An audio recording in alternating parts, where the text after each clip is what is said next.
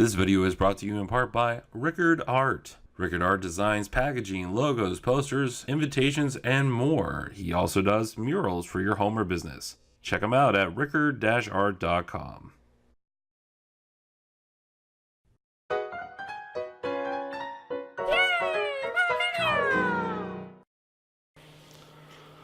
Hey, what's going on?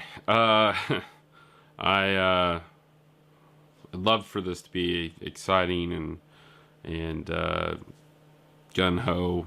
That's what that was. Gun ho. But that's not what this is. No. This is going to sort of be a sign off for what we've been working on for the last 60 days, 60 plus days. And for those of you who have been around and stuck through it, I know it's only been a few, but still, I want to say thank you, and I appreciate your support and with everything that's gone on, and just want to say thank you. I'm sure you're wanting a sort of a recap from GDEX, and I'm going to sort of give it to you here. And more than likely, I'm just going to cut in here with random footage from different times and kind of explain what happened in the last week that leading up to GDEX. Hey, what's going on, everybody? I know it's been a while since I posted something, but it's because I've been getting crazy busy trying to get ready for GDEX. It's Tuesday, the Tuesday leading up to GDEX. Couple things going on. One happened last night. Tried fixing a bunch of bugs without making a backup of the game, and the game has been completely corrupted. Yeah, completely corrupted. And I've checked a couple of backup sources, and it's going to take some heavy rebuilding. I don't know. You know what I'm saying? So, what else? Been trying to get shirts ready, for me to wear. And, this is what I get again for waiting the last second. I think the jack will work, but I have to do some major taping. I think I screwed up the photo emulsion mix, and so it was really thin going on. I also think the Papalati Games one is okay, but not the actual logo itself, which sucks. I'm currently printing. Crap, I forgot to turn off the black. I'm currently printing game cards. Advertising game cards. You hand them out at the booth so people can take it with them and be like, hey, I saw this, because you can't give them a copy of the game, but what you can do is give them a quick souvenir, and so that's one thing. I have other souvenirs that I can give out. I have buttons. Yes, I have buttons. Plenty of business cards that suck, because Moo really made me mad. Because every single design I've sent them has been great when it comes back to me, but this last time, I don't know if they got new management or what, but yeah, it sucks. What else? But yeah, the game that let me see if this shows up right. Yeah, the game that looked like this does not look like that at all right now. It's really effed up, and I don't know what I'm gonna do. I know I should probably be doing that instead of getting all this other stuff done, but if I focus on leading up to the getting it done, then well, there you go, it's all screwed up. So all right, I'm gonna stop. I'm gonna look at these cards, see if they're any good. And now I realized it's the paper's upside down. They should have said feed it this way. I'm an idiot. They did say feed it that way. Okay. Anyway, the cards I'm trying to get done. This is what they'll look like. Yay! It's not bad. It's not bad. Again, you know, I should probably have turned off the black. Oh, and I'm sick. Yeah, all this crunch time has made me sick as usual. Staying up till 4 o'clock in the morning, getting up at 9 o'clock, and working again till 4 o'clock in the morning every single day will do this, which is why I had my own personal source control in place for Jack, and every time I try to load a file, because I don't know the ins and outs of Unreal, like somebody else would, using like Perforce or something for source control, when I load it in, it goes to hell. Like, I don't even have sound in my game right now. I did. It sounded awesome. There was like bombing runs and stuff. I was like, all I got to do is add some more smoke, put the trees in, put a couple blimps in, or zeppelins, whatever, and I was done. Like, I was working on the damn pause menu. And it's like, oh, well, you have these 15 bugs. We're having trouble finding them. Could you fix them? And I fixed them. I hit play. It loads up. And then I was like, oh, okay, cool. I try to save it. It says fail to save asset. And I'm like, okay, we'll continue. And then it said it saved it. And then I hit save all again. It says it saved it. And I shut it down and try to load it up. And like when it gets to 98%, it just crashes. The editor crashes and just says, oh, too bad. And I tried it several times, and I'm sending reports to Unreal, and they're not going to get back to me. Yeah. So I went to try to restore files, and just one thing after another. I'm actually going to, like, it doesn't look like this at all. Here, let me get this in frame so it. Yeah, it doesn't look like that. Like, this looks like a film. At least to me it does. And the game doesn't look like that now. I've got a huge problem. So anyway, I'm going to get off here and finish these cards up and then get back to trying to fix the damn thing. All right, later.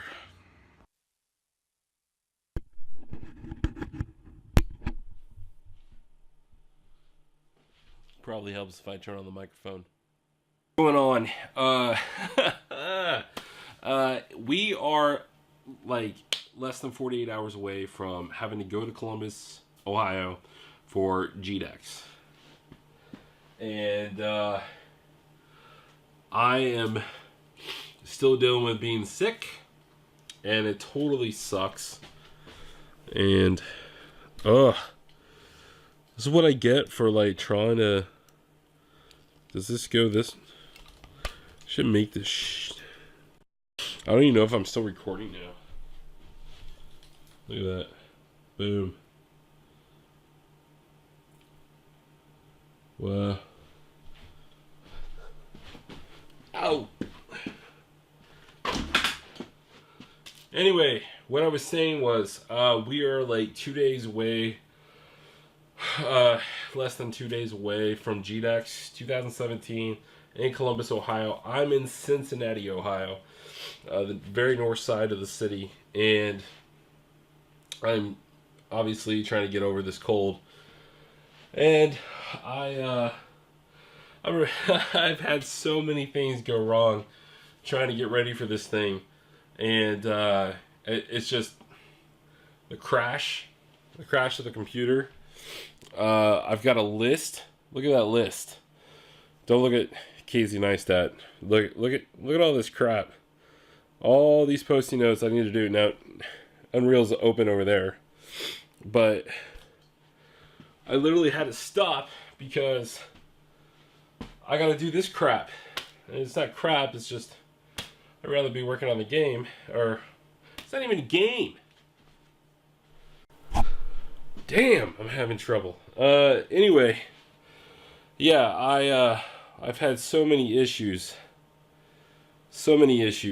and from all the notes to what else went wrong? Oh, yeah.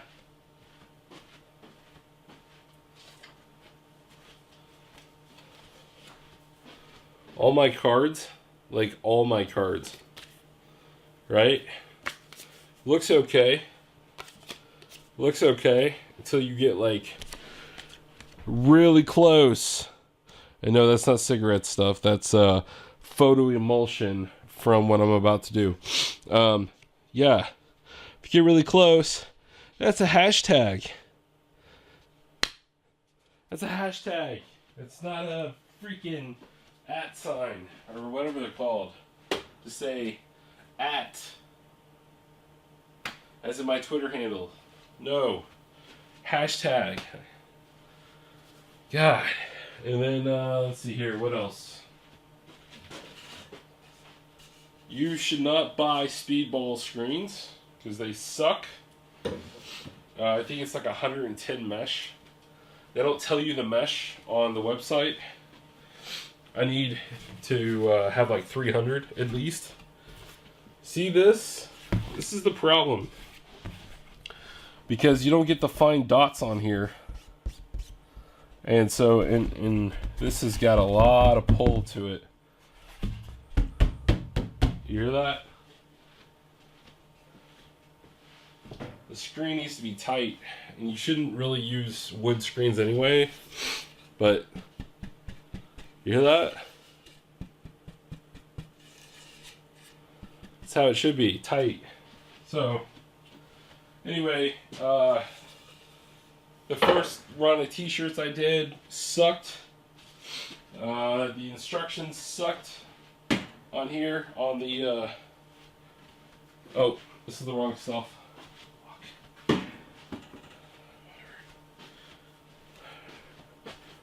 So, photo emulsion, boom, see the green? Yeah, it like lit. God, I hope that comes off. Like, hi, hey, how's it going? Oh, no, I'm not a smoker. Yeah, sure, right? Yeah. So yeah, this stuff, which I'm not going to open right now because, well, not right this second. Anyway, the shirts came out okay for what they were, but it was like crap. And then the print, I don't want to waste a bunch of these sheets for the transparencies, but there's no tone. There's no halftone. I didn't print a halftone. So it's kind of hard for the screen to burn right.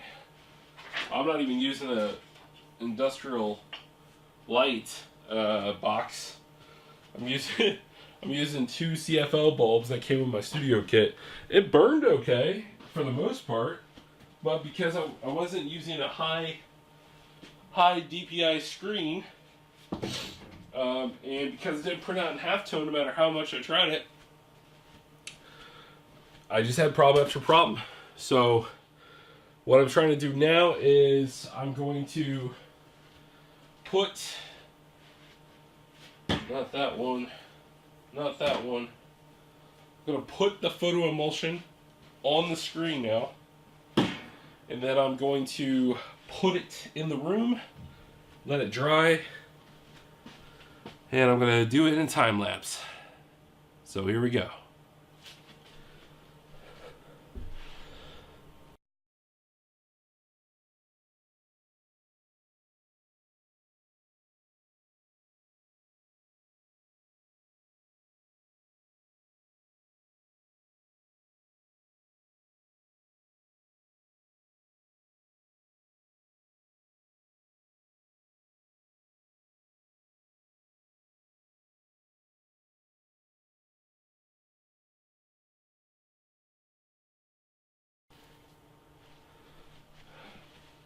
So, you wouldn't know it, but I did this for a living years and years ago. First time I did any screen printing was in 1999 for a company called Imprint It All. And that was in Terre Haute, Indiana. And if some of you know where that is, that's cool. Most people won't know. It's about 3 hours from Cincinnati to the west on I-70. And I guess it's a college town, you know. Indiana State University's there, and Rose-Hulman Institute of Technology is there. And I guess Rose-Hulman's the only reason you would know about the town. Yeah.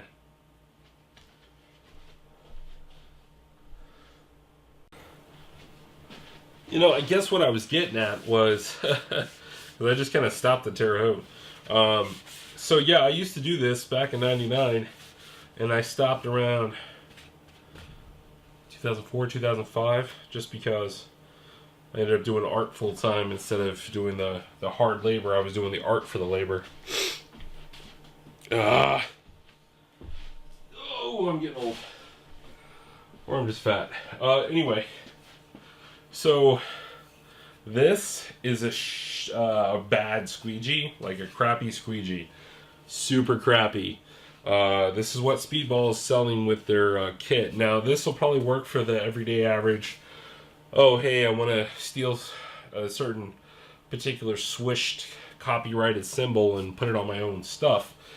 Sure, you can do that with this. But if you want to do some like high quality stuff, feel like I'm screaming into this road mic. If you want to do the high quality stuff, this ain't gonna cut it. Now I think I saw on Amazon they sold a better squeegee. And what you're looking for is not this rounded edge, because that's going to be a pain in the ass trying to put that consistently through the screen, pushing the ink through. I think it's an all red squeegee on there, and I didn't really look at it, but it says something about sharp edge, and it was probably like 3 times the price of this one. That would probably be the one I would look for if you insist on buying it from Amazon, if you insist on buying this brand. Otherwise, I do the research and go get the right stuff. One thing I am amazed by, though, is this fabric ink that they're selling through Speedball. Now, I tried this. Now, in my history and professionalism in the screen printing world, to be able to print white on a dark object, such as a black t-shirt, you have to put down a layer of white, what we call flash it, where you put it under a flash. Basically, it's a hot ass floating oven, and it's like a giant flat hair dryer, and you just kind of like stick it under there. It'll set the ink, it'll cure it, and then you come back around, you put down another base, because when you lay down that first layer of ink that's white, it's not going to be good at all. It's not going to have a good solid foundation of ink where you can just be like, oh, one coat, I'm done, yay. No. However, this stuff does work. And I don't know what they do. I don't know how they do it. I don't know how resistant it is. But I will say it does work. I wish I had a shirt with me right now that had it on there. But yeah, I put one layer through, popped the screen off, took a look at it, and my God, it was still there. Cured it with a hairdryer. Put it through. After it was there, some people like recommend throwing it in the dryer and let it run on full cycle, really to cure it to the shirt. I did that, let it cool. That sucker looks like I had it printed professionally. It looked awesome. Now, if that's something you're looking for, that's great. The only problem is the little tiny lettering didn't read so well, and that's because the DPI on the mesh was so low. And, well, you get what you pay for. I definitely recommend getting some aluminum screens. Definitely recommend making sure you get a higher mesh count if you want to print something nice. Just saying. It's a crappy trap up. And another thing, I'm sure you guys saw me like struggling with this stuff. Oh my God. This stuff is runny. You used to be able to, when I was working at the other place, you'd be able to pop a screen up, 1, flip, 2, done. Like, you're done. 1, 2. and it was just so smooth. It was buttery smooth, and it was done. Man, you saw me struggling. That stuff was going everywhere. Photo emulsion is not normally that thin.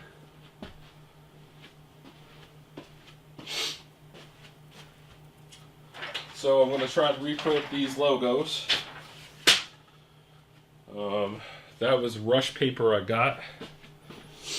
Got some fancy computer printable transparent plastic sheets came in. I don't know if these are going to be any better. But if I don't get the halftone working, there's no point in printing that big ass logo. Alright. It is 12:30 in the morning on September 29th. That's right, the day is here. And yeah, I got purple on. It's my Twitch shirt. My exclusive Twitch shirt. I'm so freaking tired. Like, I am beyond tired. And everything's gone wrong today. Just like everything. And like, I was like, what's like the last thing I can do for the game? Because tomorrow morning is nothing but packing up and driving. Well, this morning I should say. God, I'm not drinking enough water. I was doing a lot of talking tonight, pitching the game to some guy. Not some guy. My one of my Patreon supporters, and I wasn't drinking water while I was talking to him. Fool. Gotta make sure I got enough water for Saturday and Sunday. Anyway, so I'm like, what is the last thing I can do? I'm going to try to put this conversation, like, pop-up come up. That's it. That's all I want. Just a pop-up to come up and call it a day. Like, you get to this area and the dude's like, dude, you can't go this way.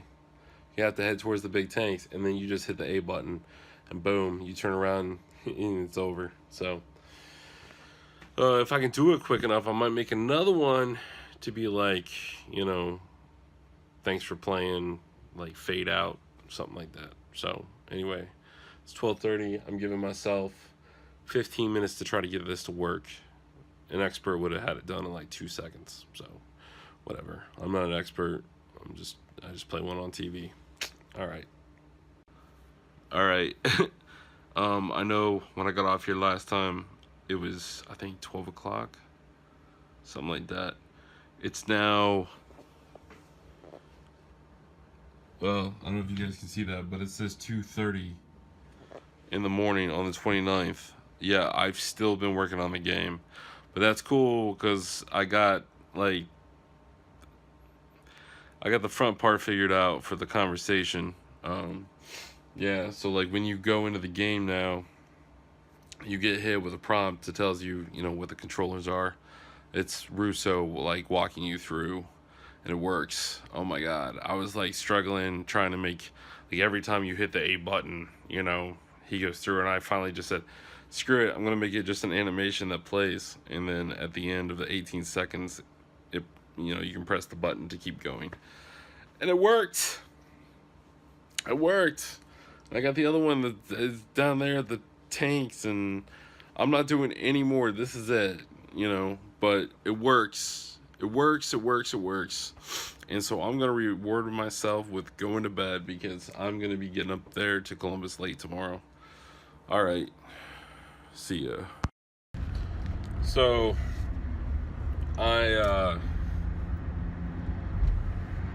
everything has gone wrong this week. Everything. Just, I can't even describe to you how bad it's gone.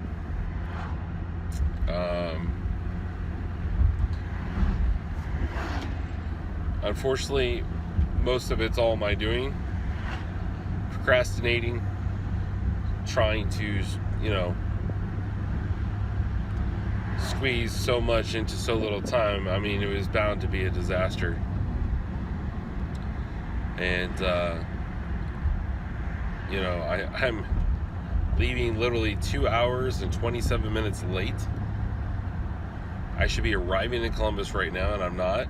I'm just now leaving. And You know, I'm it was an extra $75. Now here's the effed up part. If I had just been communicating with the IGDA, leader more, I probably wouldn't have had to spend almost $200 on tickets. That $200 could have paid for my hotel room, because Brandon was already saying, hey, we got tickets, we got extra tickets, and I'm like, yeah, I bought my tickets months ago, man, and it was very upsetting, and then, he's saying, you can get a discount on Dev Day. I'm like, I already paid $200.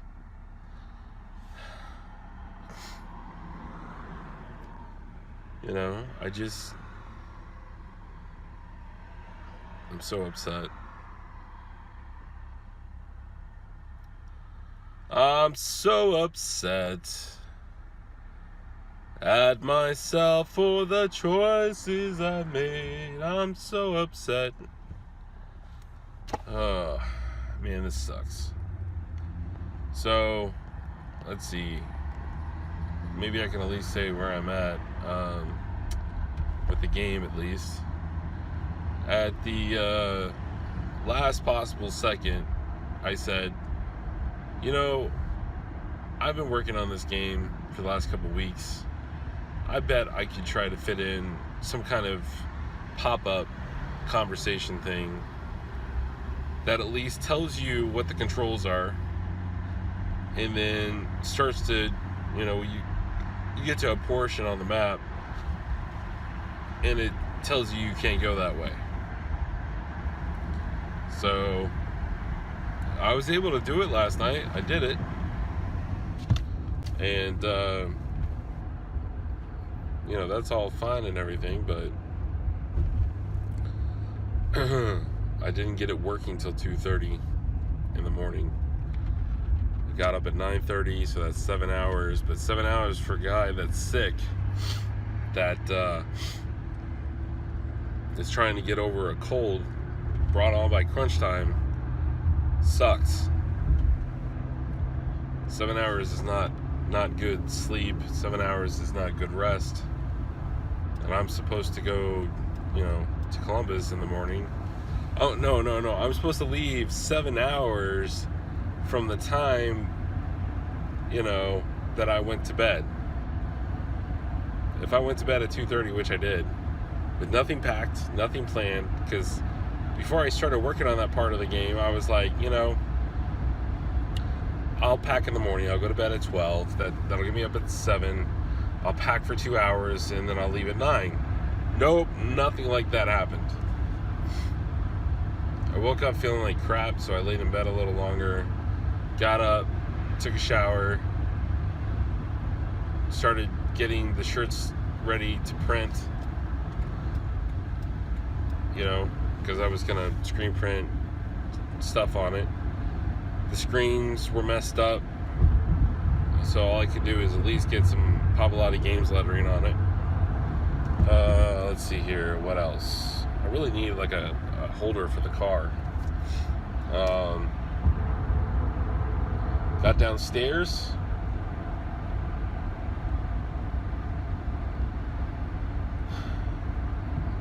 And I made a video saying, hey, if something happens, if the computer breaks, if, someone tries to call me out on it, and they're like,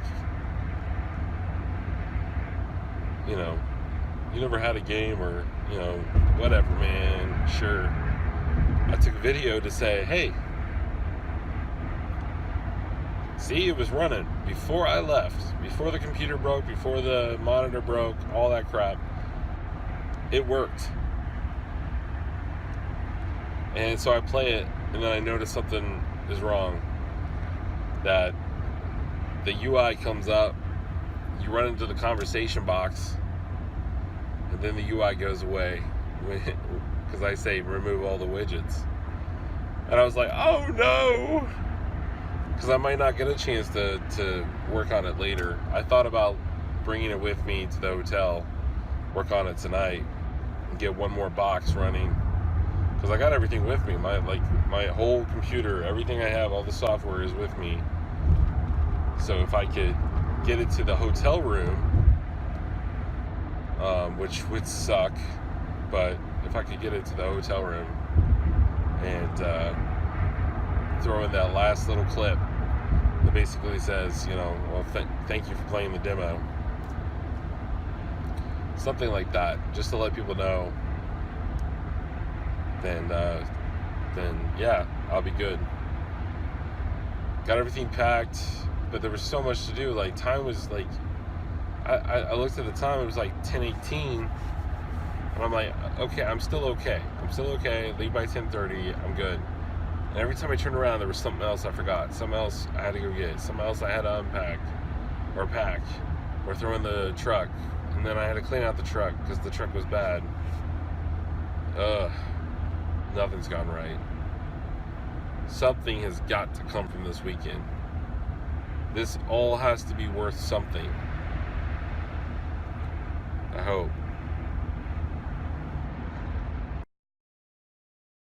So I'm running way late, but I think I might have made it in time for GDEX. Don't know. Well, I mean, Dev Day lunch. I paid $75 for this. I better get something to eat. All right, should be coming up on it shortly.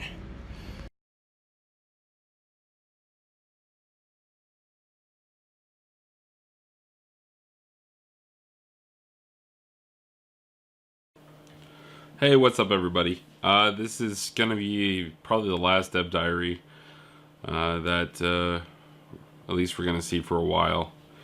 The reason for this is not because of what happened at GDEX. No, not at all. The response we got from GDEX was overall very positive about what players saw and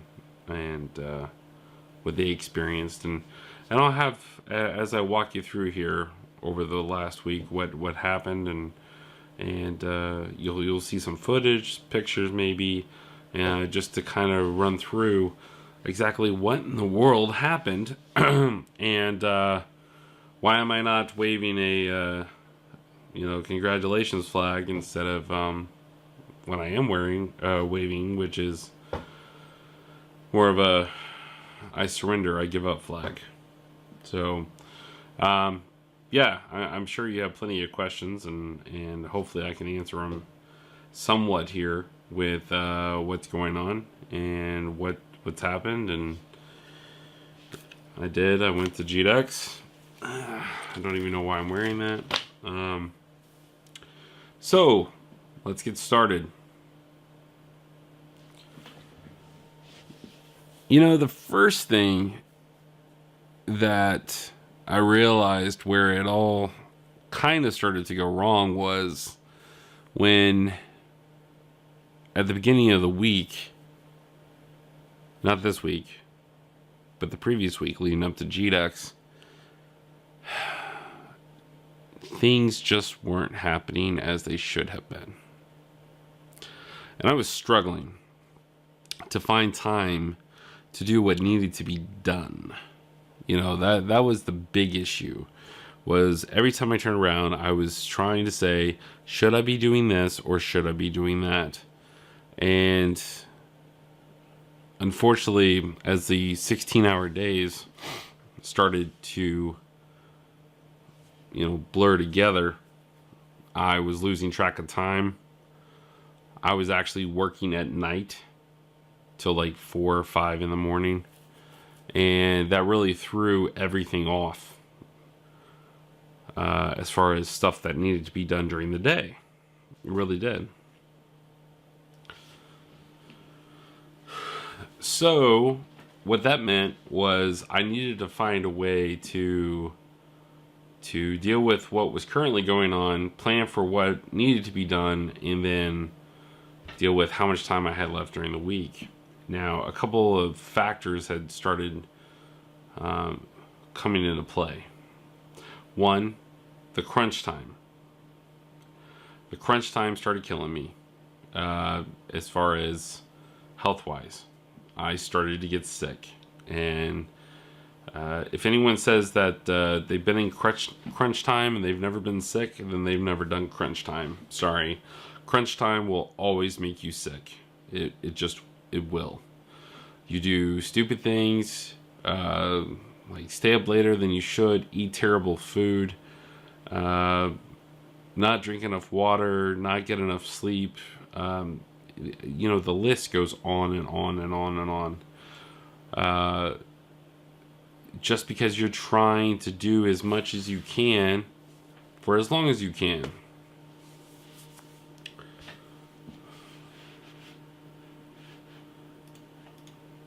Eventually this is going to go to sleep, so I just need to get rid of that light. So I was getting sick, and also I had started dealing with back issues for the last couple weeks, or for the 2 weeks leading up to last week. And it was just a matter of I would wake up and my lower back was very, very, very, there's a lot of discomfort in my lower back. A lot. And I would get up, come down here, and I would sit here for 4 or 5 hours and try to get up, as much as I could without wasting time. And I just, the more I did it, the more it hurt. The next morning, as the day progressed, it was like my muscles got used to, okay, we're up, we're awake again, and I could do this. I could stay up till 4 in the morning and go to bed. But my bed sucks. I did have a one of those new memory foam beds, and it was nice to lay in that, except I'm a stomach sleeper. And so what happens during the night is you're like this, and then as you're like this, the bed starts to give in, and because I'm so front heavy, because I'm so overweight, this is what happens. Well, that's my back. That's not good. It just isn't. And even with this, and I returned that because needed money to continue this adventure. So I returned that because that was expensive. And so I got the money for that. That got me through another month. Yeah, because it was expensive. And then I had this like spare mattress that we were going to be using for a spare bedroom. And I just said, screw it. I'll put that on the box springs and I'll sleep on that. And that is terrible. It's like one of those $150 mattresses, 180, something like that. And it was fine when I, got up and I was active and I worked on the house and I was just, not sitting all day and then requiring a good night's sleep on a solid mattress. Wasn't there. And so that stacked up against me as well. And I'm still suffering from lower back issues, and that also kept me from being there on the last day of GDEX. It was great fun going out and spending time with my co-IGDA people, and talking to people at the show, meeting new people. I met some really nice guys from another studio. I love talking to them, Jesse and Brandon. And really good guys, but I'm not 20 something anymore. And I'm sure if I was in shape, it would be a different story. But the idea of staying up drinking till 2 o'clock in the morning and then getting up 6 hours later and doing a conference all day, where you're on a show floor showing your product all day, and you're gonna do it, for 2 days.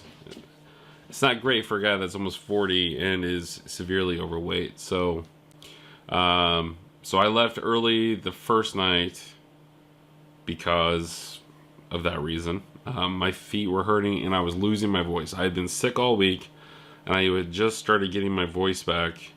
And then I'm in this loud bar, the Granero Lounge or something like that in downtown Columbus.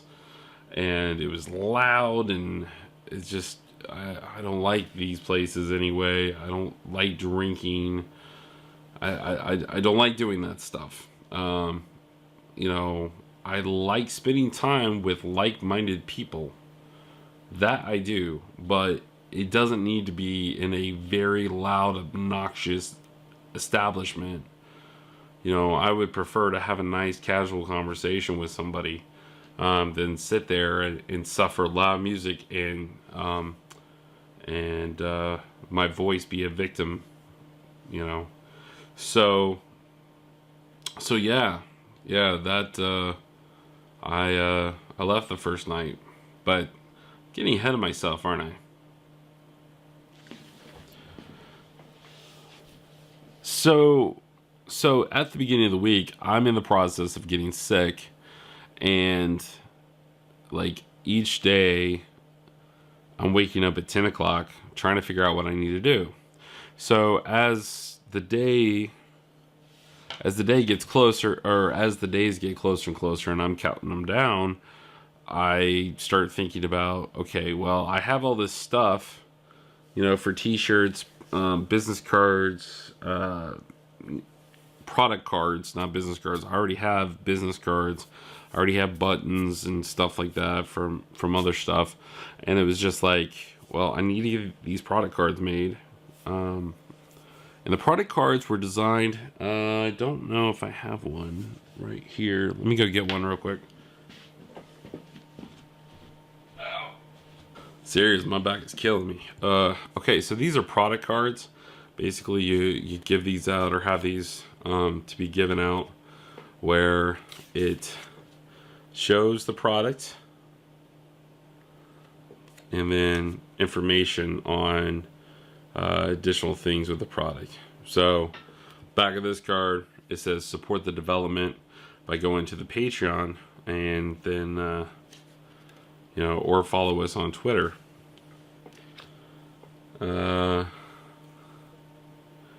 Patreon is now closed,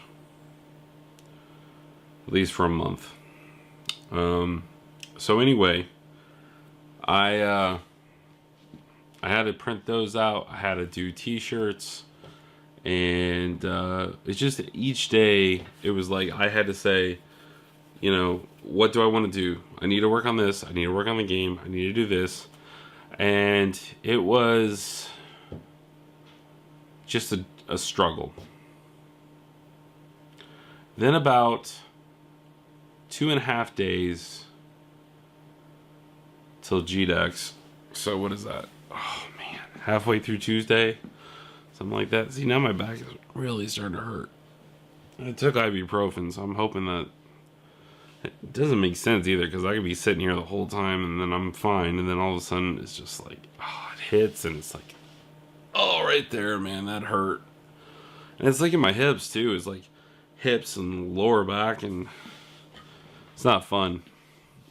Anyway, where was it? About 2.5 days prior to 2.5 days till GDEX, and I'm sitting here, and you know, the game's at a point where it's like, okay, it's time to start looking at just polishing a few things here and there. Well, I said, okay, well, I want that intro movie I made, which I'm gonna just put up on the channel, just as a like an added feature. I wanted it to play at the beginning, and so I was just like, okay, let's get that in there. And the way to get that in there is just a quick couple of check marks, and it plays. You just tell it where, you know, the video is, and it plays. But to do that, to get it to play, you can't do that in the editor. You have to do that from actually compiling and launching the exe.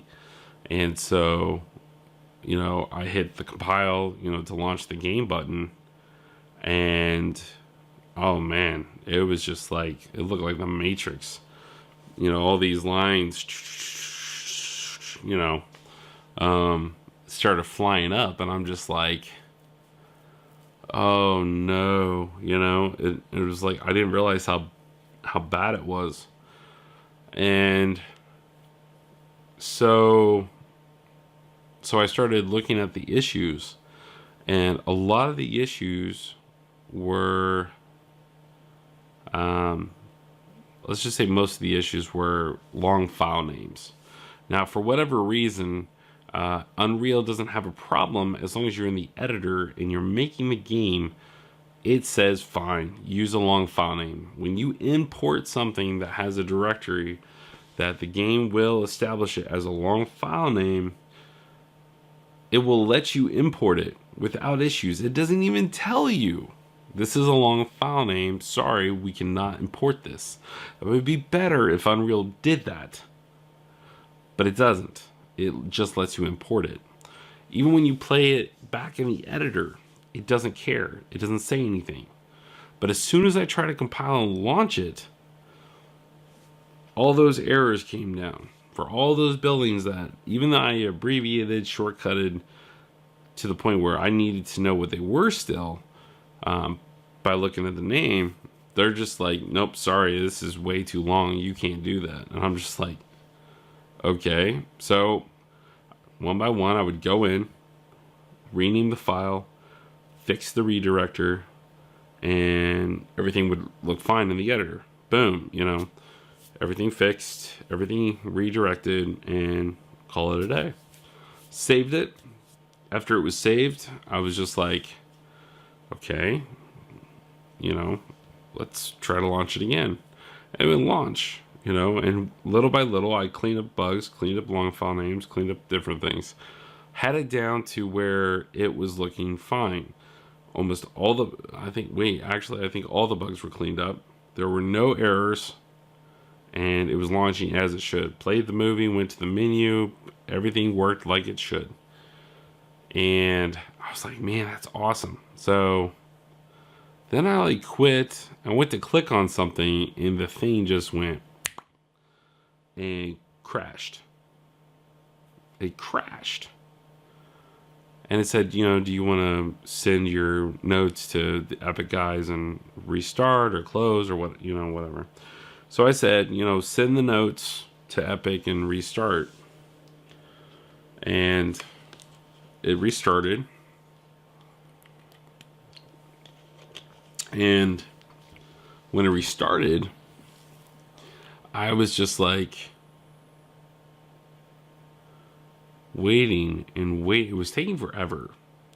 It finally got to 96, 98%. Now, when it launches, when this launched for me, it would take away the middle screen little portion that's saying, loading. And, the big windows like this, and it had a little window. And it would, load. And then this just kind of goes away, doesn't do anything. Still showing the desktop image, behind. And then that's when your editor would open. Big window and all the editing that you guys have seen in other videos. But as soon as that little window would close, instead of the big window opening, it would go to a instant crash and say the same thing. Do you want to send and restart? And I realized immediately I had a problem, because it was getting to the point where it's ready to load the project and then it crashes. And I'm like, everything just worked. It saved it. It was clean. There were no bugs. Nothing was wrong. And it just was crashing. So I'm looking for messages. I'm looking for error codes, stuff like that. All it tells me is, sorry, you haven't set up symbols yet to collect, error codes. So, you're out of luck. What do you mean I'm out of luck? And it's basically telling me, too bad. Too bad. So I'm just like, I'm ready to give up. I was ready to cancel my hotel room. I was ready to figure out, is there any way I can get a refund on my tickets? Well, unfortunately, if you buy tickets from GDEX, which is, for whatever reason, a company that people have been using in this area, Cincinnati Comic Expo, couldn't get a refund on those tickets. And then we missed the show, so we wasted $80. And then with the GDEX tickets, that was it. I even with the discount and everything, I still paid almost $180 for those tickets. And to be honest, it was a lot of it was a waste because the dev day was a joke. And I don't care if any GDEX people watch this. Dev day was an absolute joke. Coming from, I've been to GDC, I've been to PAX, I've been to other, conferences, and you guys made it look like on the schedule that you were going to have good talks, you were going to provide lunch, which you should have, because there's not that many people that are going to sign up for Dev Day. So having pre-made sandwiches, like from Panera or something like that, even Vector did that. EKU, Vector did that. And you guys couldn't even do that? That's sad. That was sad. Like, I just paid $80, $75, $80 for nothing. Because I went to Dev Day to connect to other devs. Hopefully catch a couple of talks. And it said break for lunch. And it was going to take place in 2 rooms. You guys made it seem like you were providing lunch, and you didn't. Shame on you. Shame on me for believing that, a place that's been doing this conference for something like 5 years. I don't even know if you guys have changed your name so much in 5 years. You shouldn't say this is GDEX's, 5th year. That's a lie. Because a guy who's been working with you for all this time told me directly that you guys have gone under different names for the last 5 years. Now, you may have called it GDEX last year, but the year prior, you were calling it some stupid, weird, long-ass name that didn't make any sense. So don't say it's 5 years. This is GDEX's 2nd year. That's what you should have said. That's lies. Lies. I don't care if there are consequences that you guys don't let me in next year if I even want to go. Or even if I want to show off a game or something like that. And you guys have plenty of floor space to give people 10-foot tables for the price of 6-foot tables. That's another way that you guys rip people off. That was a bunch of BS. I'm done knocking on the show. It looked like a damn first grade science fair. I'm just saying. Wasn't as bad as Vector, but damn. Seriously, no wonder you guys couldn't get a ton of good people back that you had the first year, last year. It's simply because of that. So let's get back to the story. And the story was 2.5 days prior to GDEX, the game took a major crap on itself. No reason, no errors, just crashed. And of course, you send the errors to Epic and they're not going to respond. So I'm just like, okay, I don't know what to do. Let me look at my backups. And Unreal has its own backup system that failed. There was nothing there. I mean, there was stuff there, but nothing I could use. And then I'm just like, okay, well, I hadn't been making literal project backups on a daily basis. I've been using the file history with Windows 10. And, I spent the better part of the night trying to look at different ways to restore.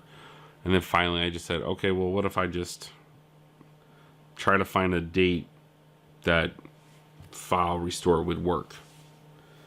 And, yeah. It restored me to about a week prior. A week prior. Everything I had done for an entire week working on that, and it was gone. I didn't even have menus. They were gone. And I'm just, I don't know what to do. Didn't know what to do. I was freaking out. But I was just like, okay, let's just do it. Let's get in there. Let's fix these errors. And, it got to a point where it was functional again. Like, it wasn't even functional because I had spent 3 weeks putting it together. It was like 3 weeks putting it together. And first time doing any major, like, make stuff work in Unreal. And so, like, I had pulled in assets before and I looked at them in the engine and made sure that they were rendering correctly, stuff like that. But actually putting something together with an environment, characters, animation, lighting, all that stuff, and make it playable, I had not done that prior till, about a month now. Hadn't done that at all. So even making a simple main menu, I'd never done that. Pause menu, never done that. Everything that was playable in the demo that I showed at GDEX had been constructed in 3 weeks. Sure, the model had been created prior to that 3 weeks, the main character model. I had been fighting the environment models for a month prior to that. And that first 60 days, you guys saw it. It's in my videos. I was making the models till then. But actually making the game, the functional game, took, was about 3 weeks. And, I would say 4 weeks, but I had to spend that last week, redoing things. So, from being sick to health issues like my back, which I'm really considering calling the doctor, I think I'm gonna let it go through the weekend, and I'll check on Monday. Maybe. I don't know. This sucks. It hurts. It hurts bad. I literally left GDEX the morning of Sunday because it hurts so bad. I just wanted to get back home. So anyway, say 24 hours prior to this, and to GDEX, and I was, printing these out. So problem one is I put where it says Twitter on here. You guys won't be able to see it, but it says hashtag Papalati Games instead of at Papalati Games. So that was wrong. And then I went to try to get new business cards for that. And that was a disaster because then those were 400 cards that I had printed, folded, popped, double-sided, all that stuff. And they were ready to go, except I screwed up on a misprint. That's my bad. I'm half sick. I'm half exhausted. Back's killing me, and I'm trying to print out products. And then what happened next? Oh, so I went back to Staples, which is about 15 minutes from here because they closed the Staples that was like 3 minutes from here. And so went over there, and I got a poster board that I was going to make to go around a monitor. So it had like Jack Hunter up here, and then you could definitely see that, Jack's there. So I got that, I got a glue stick, I got some other stuff, and I got more business cards. Grabbed them real quick and get home, start working on the poster board, have the signage ready to print, and I go to print it, and I have a Canon Pixma Pro 9000 Mark II. Big printer. Not large format, but it'll do a 13 by 19. Big ass printer. And so it was going to take this poster board, this very large poster board. And so for whatever reason, it wouldn't take it in the rear or the rear tray. So I was like, okay, let's get a front tray loaded, get the front tray, and I start I get it in, and then it finds it. It wants to, pull it into the machine, and it'll pull it into the machine. It pulled it in a good 4 inches into the machine, and it would sit there for a second, and then the caution light comes up. And I come over here to the machine, and it's just like, oh, paper not loaded correctly. I had tried this so many damn times to load that paper correctly. I even showed my neighbor, who's a graphic designer, who's been doing it for years and years and years, and I showed him what it was doing, and he's just like, and I'm in the same boat. Like, it doesn't work. What the hell? So that didn't work. I'm like, fine, I can't waste time. I can't waste time. So I go to get the business cards, and it's like 7 something the night before I need to leave GDEX. So Thursday night, the 28th. And I go to grab the thing of business cards that I got with it, with the poster board. And I go to open them, and as I'm looking at the front, I see it plain as day. And it says that it's like off-white. It's like, oh man, I am exhausted. I'm still recovering. It says off-white. It literally says off-white. And I'm like, that's not what... Oh my god, I grabbed the wrong cards. They were in the same spot as the other ones. Which means somebody didn't put them back where they go, or the stock person wasn't paying attention, which, no surprise. The mentality, in the retail market nowadays is nowhere near it was even 5 years ago. I mean, it's dropped drastically. And so I'm like, man, I'm an idiot. I should have checked to make sure I had the right one. And so I'm standing here, and Beth comes down, my wife, after putting her son to bed, and she's like, what's up? I was like, I got the wrong cards. I can't believe it. And she's like, are you going to go back to Staples? I was like, no, I can't afford the time. And it's all the way over there. I'm not doing that today. So she's like, well, do they have it at Office Depot? And I said, yeah, but it's like a few more dollars. I am really tired. I'm sleeping terrible at night. So anyway, I said, yeah, Office Depot has them. I guess I could go. She's like, no, you stay here. I'll go get it. Just tell me what you want. And I had the old box from the 400 cars. I misprinted it, so I just handed it to her. I'm like, here you go. Just make sure you get everything on here that it says, except where it says 400, just get 200.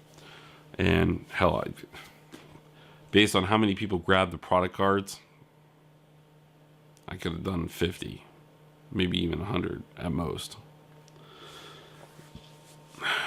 So she was out doing that, so I switched to doing the surveys. This is a survey. Now, I got 4 of those on a standard 8.5 by 11 piece of paper. I printed maybe 400 of those things. 400 separate. So, what is that? 10. I printed 10 pages, 10 copies. No, it must have been more than that. God, it must have been a lot more than that. Because I thought I printed a lot more than 10. So let's say 20. 20 pages of those. So like 800 surveys. I still got plenty of surveys left over there. More wasted money. I did a lot of wasting of money this week. Or last week. And so, all that said and done, I get all this printed out. You gotta cut them. You gotta cut them 2 ways. Cut it, stack it, ready to go. Beth comes down, and with the business card, I was like, hey, I just got the surveys done. I'm getting ready to move on to getting everything prepped for the t-shirts.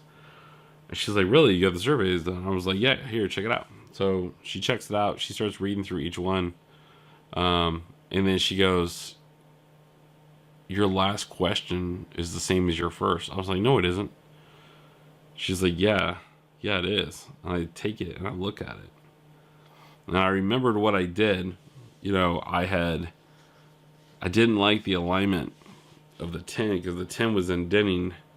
Well, from your side, the tin was indenting inward. So here's all your single digits. And then, the 1 was sitting here in alignment, and then the 0 was going inward.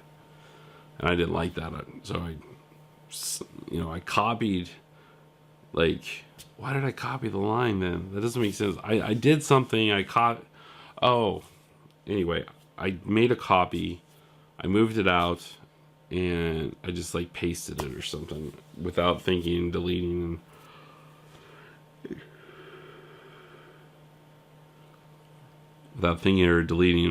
and repeating the last line, or replacing the last line instead of repeating it. So I get mad, I get upset. I printed all of those copies, and they're all wrong. Now I'm throwing those away. So first the business cards are all wrong. Now the surveys are all wrong. And it's because I'm rushing, I'm sick, I'm in pain, all this stuff. And I finally get it done. I get the surveys done. I get them corrected, printed out, cut, over on the table. I get the game somewhat playable. And one of the guys, or one of the 3 people that support, everything I'm doing, Rickard Art, Dave Rickard, I said, you're a patron on Patreon. You're entitled to play the game before anyone, as stated on my Patreon. I said, do you want to try it out before I go to the show? And he's like, yeah, I'll come over and check it out. And he did. And so, I'm getting feedback from him. He doesn't even play video games. And, I got him to use the controller, and he's messing around with it and stuff. And I asked him to look at the cards. He's a graphic designer, and so, he's giving his feedback on the back of the card. I asked him for feedback on the surveys. I was like, hey man, read the surveys, and he's used to a certain kind of survey. I'm used to seeing a certain kind of survey from doing all the game shows and conferences and whatnot. So that's why I made my survey the way I did. And he's talking about stuff, and he's running things through me, and I'm just like, listening to his feedback, and I'm thinking about a bunch of stuff, and he didn't know this at the time, but I'm getting upset, I'm getting depressed, because I feel like I've wasted my time. I've wasted a lot of money. I know it doesn't look like I've wasted money, but when you waste time, you're wasting money, because you have to buy that time. And to buy that time, you're wasting money.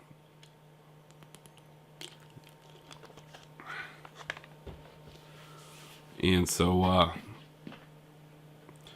do I want to say next? Where do I want to go with this? Anyway, the next thing that happened was I went to print so I ordered 2 screens altogether. The first screen printed this thing, this design right here, and a Jack Hunter, and there was a shirt that I think I may show in another video earlier.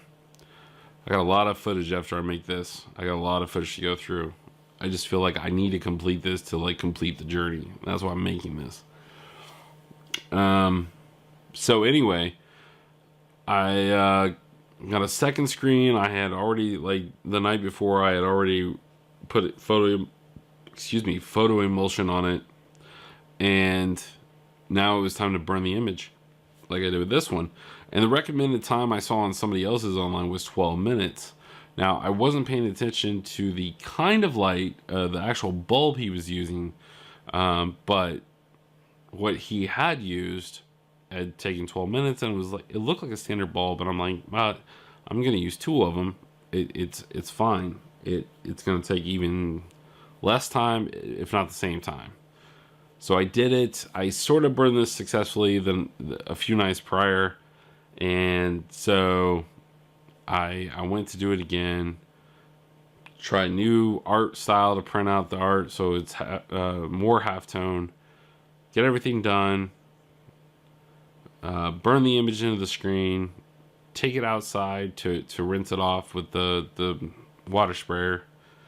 And as I'm rinsing it off, I can see the image and it's fine. But the more I spray, and we're talking a light spray, like not even so, but the more I do, I just start to see the photo emulsion just fall off. Just roll down the screen front. And I'm just like, you gotta be kidding me. The screen was down. It was down. Didn't work. And there was no time to clean it, prep it, put more photo emulsion on there, and wait for it all to dry just for me to burn it again. We're talking, I was, 12 hours away from needing to do it.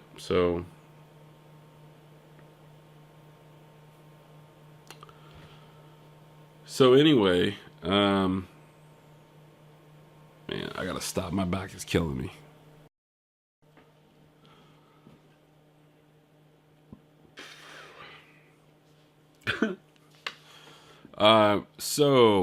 GDEX. I got there. Let's see here. I left.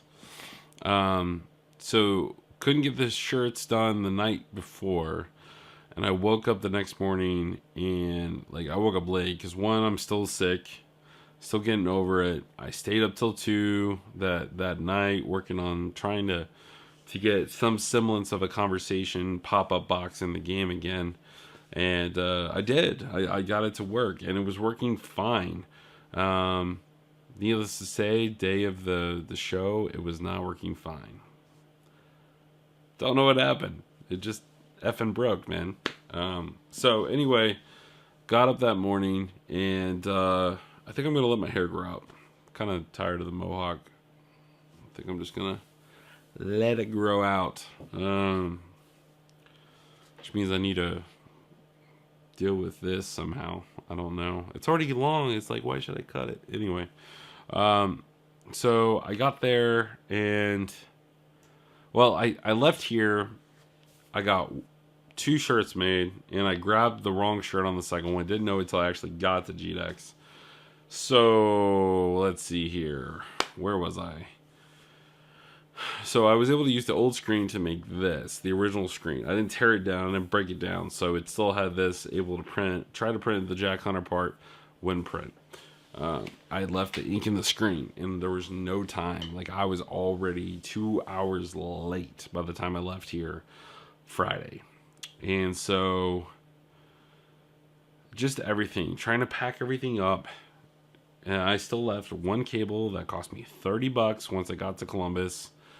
Got everything in the car. Once I got it in the car, I got up to the gas station, forgot some stuff, had to come back, left again, forgot some stuff, had to come back. Computers rolling all over the place in the back, had to stop, had to fix that. God, what else?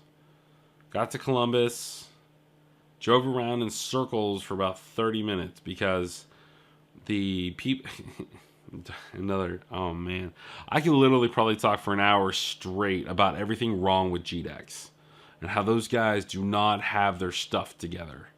They do not have their stuff together at all, and I would love to just chew their asses out for an hour.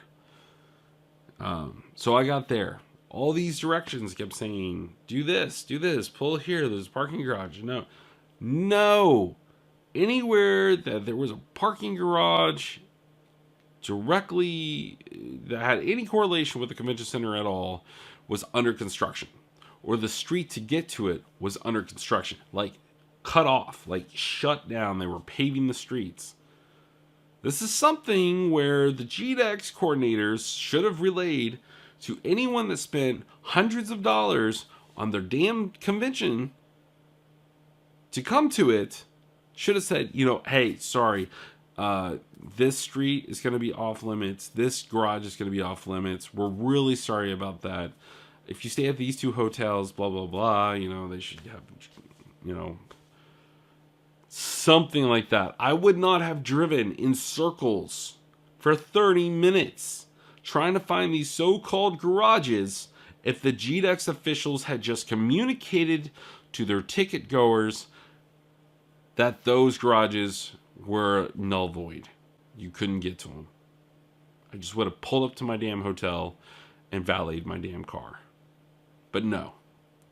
Very, very poor communication from GDEX. Whoever their communications person is needs to be fired. Or something. I'm so mad at that. Like, good communication is what I'm all about. And I'm not always the greatest at it, but at least I try to communicate. And it's just like, I'm having to talk, like, leading up to it, I kept having to question somebody who was just helping with the show. And I kept saying, dude, when is this? Where is this? When is this? Like, all this stuff, they kept saying, this mixer is going to happen, this dance is going to happen, this talk is going to happen, this, and I would, like, I had a printed schedule in my hand on Dev Day. Nowhere in there does it say any of that stuff. The schedule I got stopped at 6 o'clock. And I'm just like, okay, so you gave me this Dev Day schedule that stops at 6 o'clock, but then, like, all the dance, mixer, get-together, social, whatever the hell you kids want to call it, starts at 6:30, 7 o'clock, something like that, at some unknown location. All I keep being told is, are you going to the kickoff? What? So I'm just like, okay, maybe it's in this other brochure that I have. Full color, 4-page, printed out brochure, maybe 6 pages.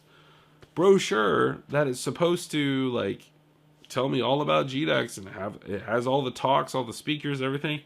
No, it doesn't. It doesn't have anything on there for Friday. Nothing on there for Friday.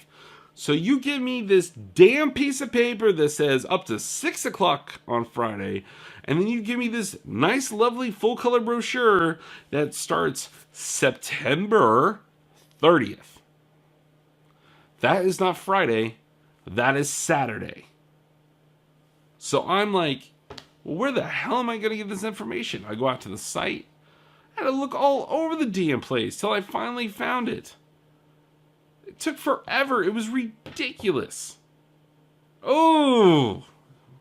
I almost want to just say, screw it. I'd rather go to 2 GDEXs, pay $2,000 for 2 tables, and maybe even go to GDC on the side, rather than come back to that damn show, because they need to get their shit together. Seriously. Like, you guys do not have your stuff together at all. Oh, that makes me mad. And that's why nobody comes to the Midwest. I talked to Tycho. I did. I talked to Tycho, PAX 2013. He's like, nah, doing a Midwest show. No, there's too much. Nah. That's all I kept getting. Nah. And he's just sitting there, like, rubbing his head, like, So, yeah. If you guys are going to be representing a game convention, you guys got to step up your game, especially if you're advertising you've been doing it for 5 years. No, wow. Seriously. It was not quite a joke, but getting there. So, where was I?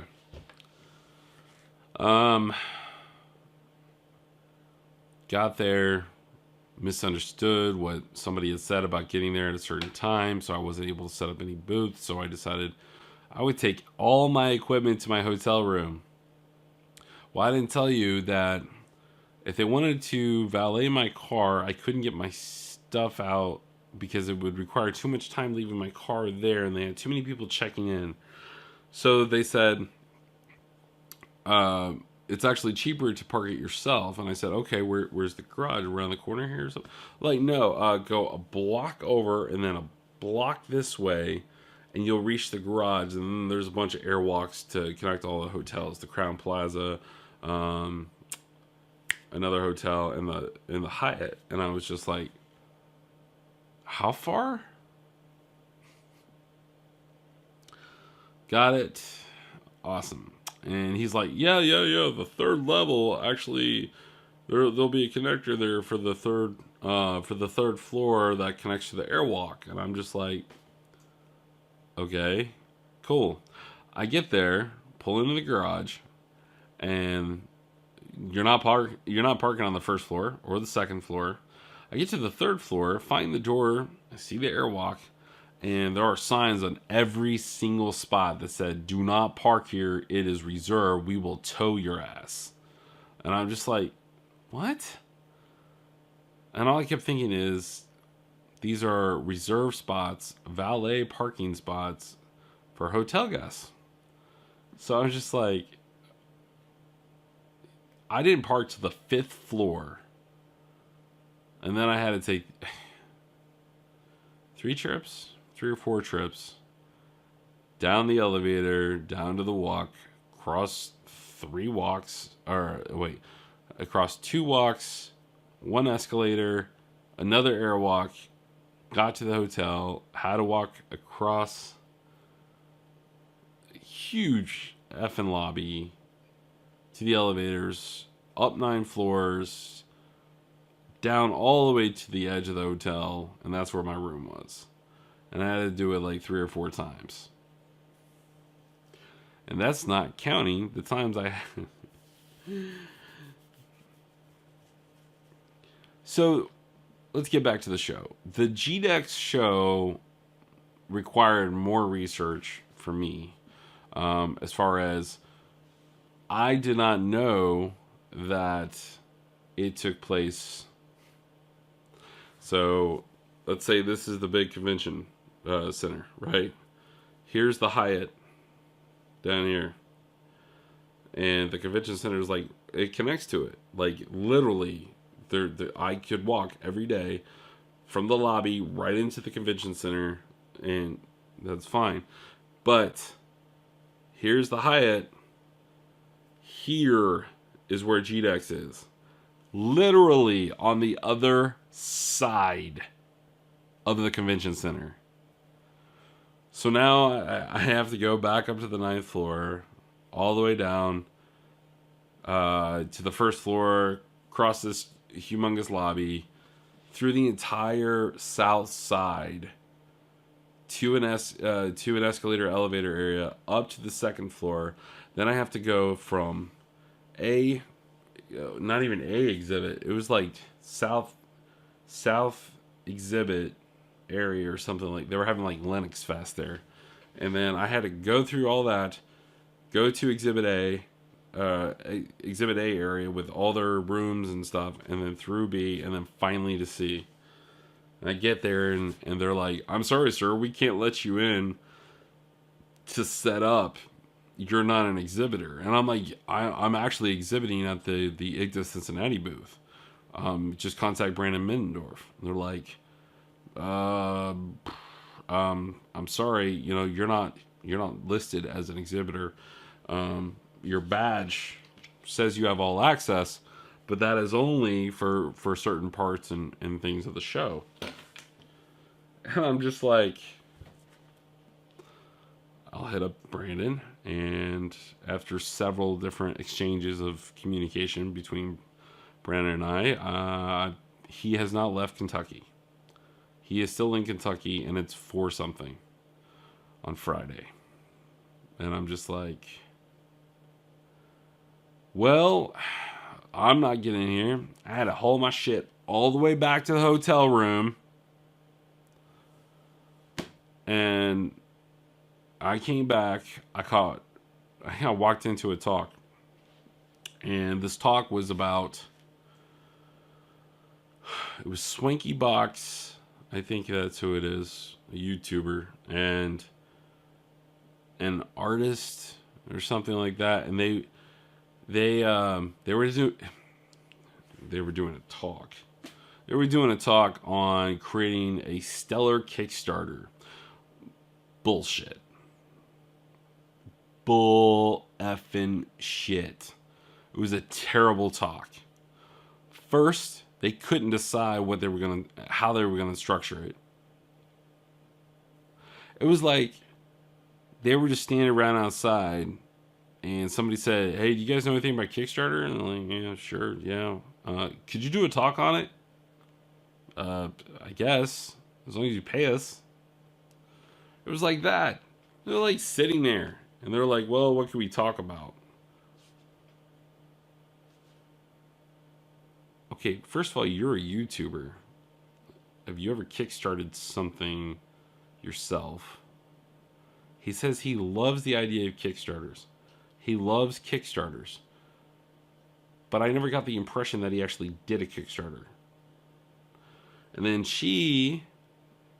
this artist, she was saying she had been managing a Kickstarter as it goes.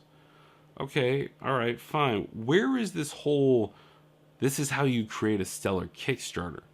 Everything they were saying you could easily see on like how to do a Kickstarter on Kickstarter's main page, how to YouTube videos, all kinds of stuff, or just simply looking at an actual Kickstarter campaign. The way I felt about it was like, if you had any interest in doing a Kickstarter and you've actually backed a Kickstarter campaign, you had more knowledge than they had, or at least exhibited at that talk. Like, seriously, I was dumbfounded. And the second worst thing,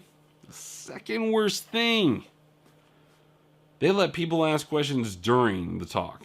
It was annoying. I'm like, first of all, I would say please hold all questions to the end. Because that at least allows you to get through your material so that if anyone had a question about something coming up, you would cover it and then their question would be answered. Instead, you let people ask questions and then you get annoyed because you're like, well, we're going to talk about that. And then they get annoyed because guess what? You're going to talk about that. Whenever you do a talk, tell people to shut the F up until the end. God, professionals? I think not. Come on. So anyway, I had gone to the talk and I'm just like, man, this is horrible. Unfortunately, I parked myself in the room where I was stuck. The only way I was going to be able to get out of there is someone came to the door and like motioned for me to exit. It was the only way. That didn't happen. So I left, decided I'll go get something to eat, and then I'll go back to the room and work on the game. My equipment's there.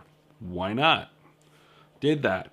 So it got to being around 6 something, and Brandon messaged me, and he's like, dude, I'm here now.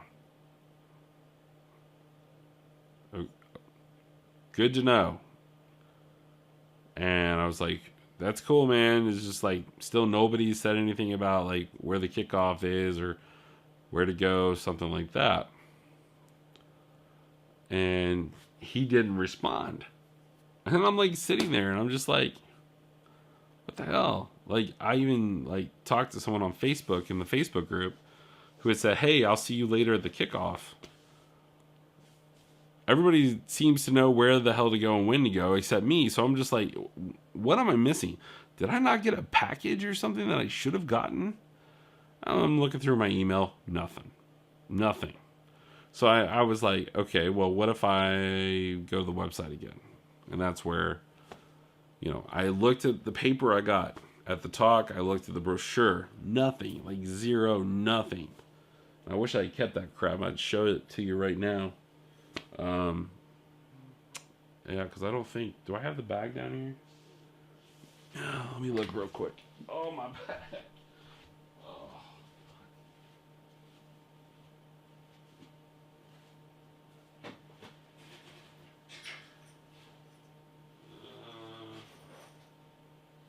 I would say no.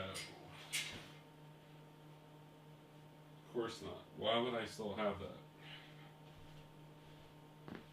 So, oh my gosh! Thank God for $1,000 shares. So anyway, I finally got the location, went there, and after trying to find the place, like I wish they had suggested, stay at the Hilton. It might be more expensive, but every place we're going is around the Hilton, or within super easy walking distance. And the show's right there. The first night kickoff is like half a block away from the Hilton. Just all this stuff, right?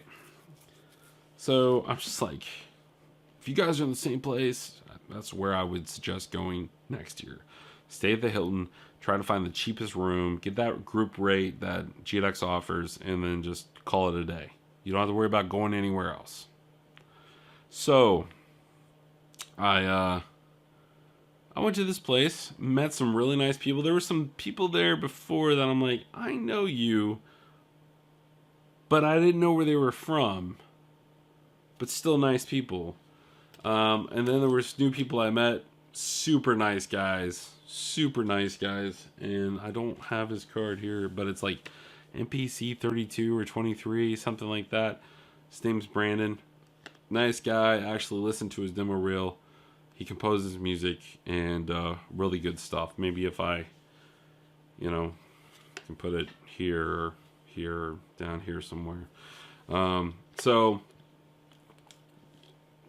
hung out with those dudes for a little bit, but again, felt sick. Losing my voice. I'm supposed to talk for 2 days.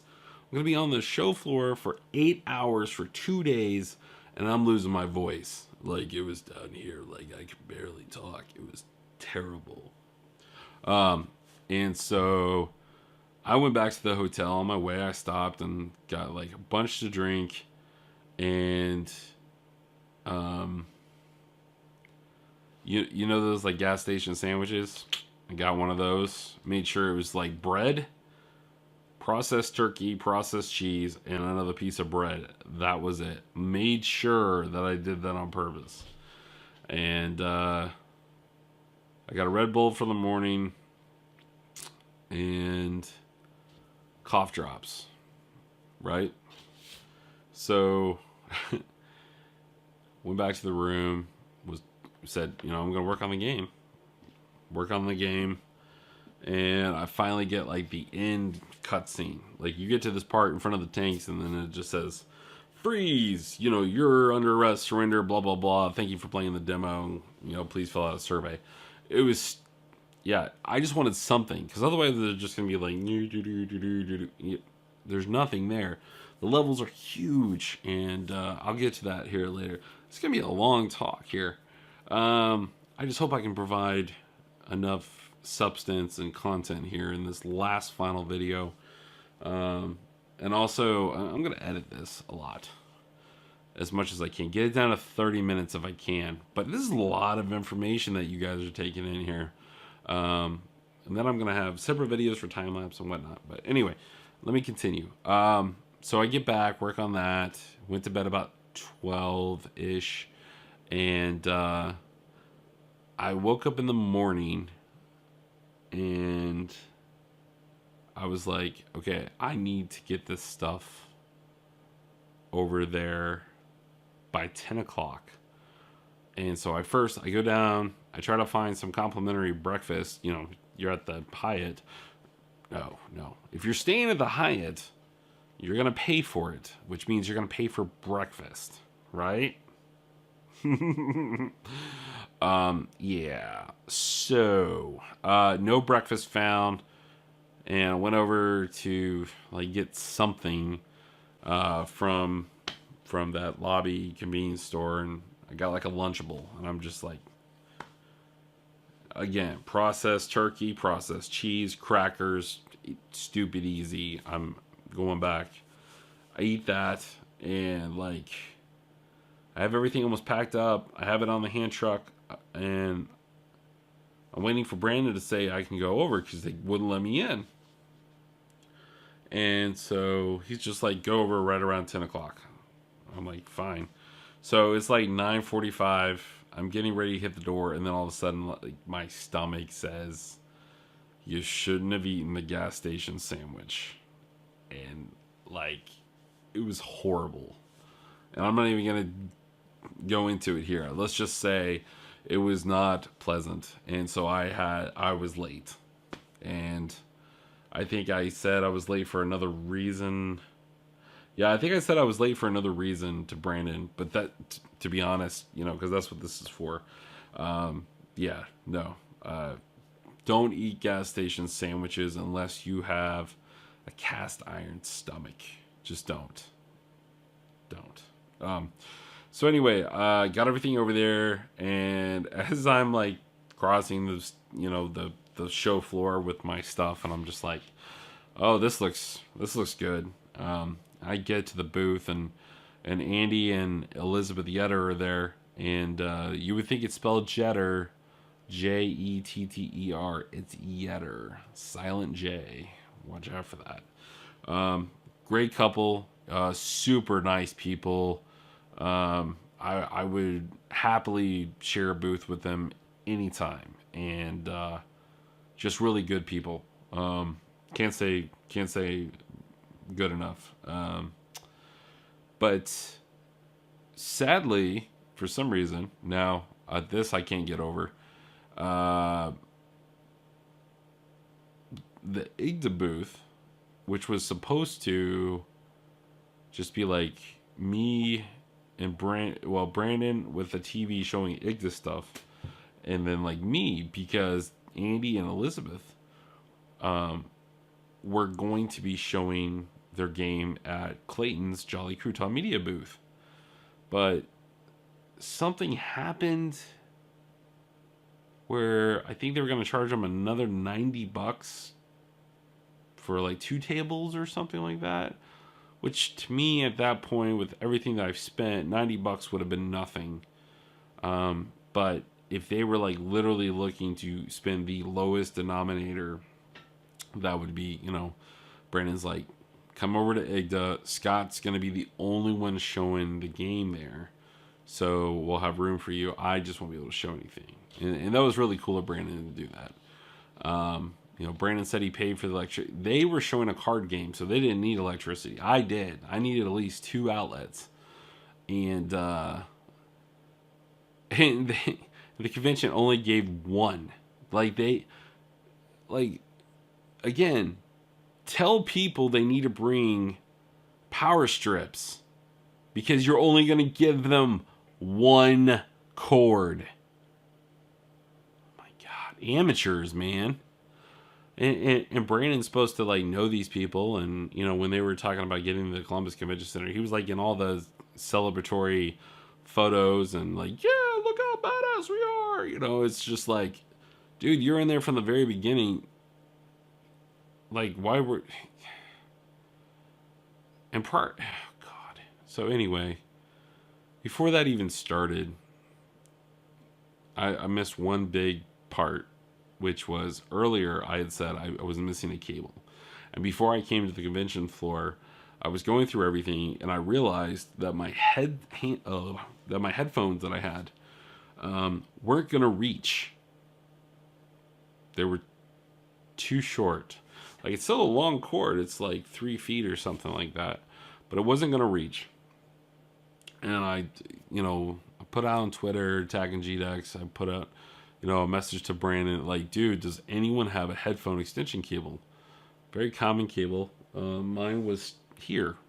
It's the cable. One cable I forgot. I haven't brought extra cables in case someone else needed another cable. I had extra cables. I didn't bring a power strip because I thought the convention center would provide them, because other conventions I've been to provided them.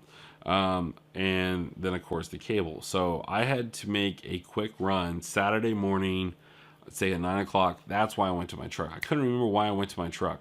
And I drove 4 miles away to Staples, was the only option open that was even close that had headphone extension cables. And I bought 2 to make sure, like, if one failed, I would at least have another one. So those are going back, by the way. I need the money. So anyway, I was just like, okay, I'm there. I start to set up, and luckily Jay Kidd with Wraith Games hooked us up with a power strip, hooked me up with a power strip, and I did not have a chance to thank him. And I keep meaning to do that, and I just haven't. So, yeah, I probably should stop this and send that to him. All right, I'm stopping it. Okay, so I just went out and sent a shout out to Jay at Wraith Games to say thanks for the power strip that he hooked Brandon up with, and thus hooked me up with. And without him, I probably wouldn't have been able to show Jack Hunter at GDEX. So yeah, big thanks to him. So where were we? The show, showtime. Yeah, Andy and Elizabeth, they set up, and they had their stuff going, and maybe I can throw maybe a picture up here, maybe. Show their booth, little setup here, and then just I didn't have really any setup.